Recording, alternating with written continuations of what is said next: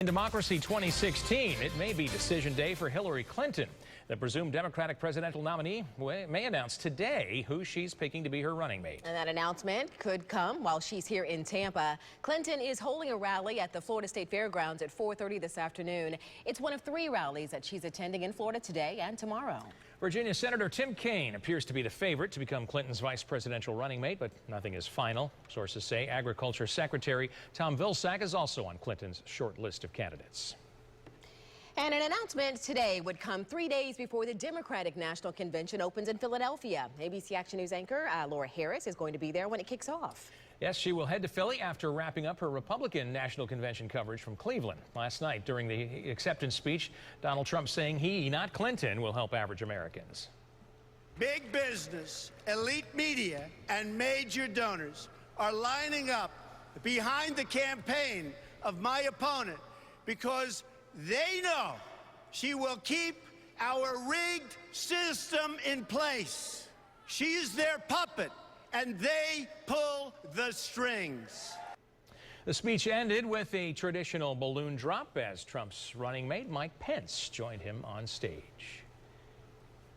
So, how exactly is Trump counting on getting those votes needed to become president? The Now anchor Laura Harris is live in Cleveland right now to explain how Trump laid out his vision to the American people last night. And Laura, judging by the delegates, it seemed that they were eating it up.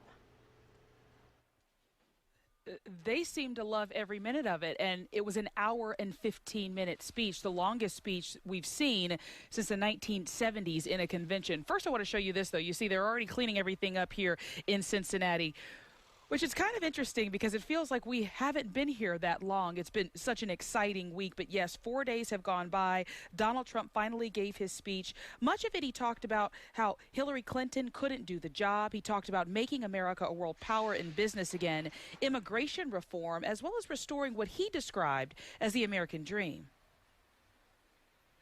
So to every parent who dreams for their child, and every child who dreams for their future, I say these words to you tonight. I am with you, I will fight for you, and I will win for you.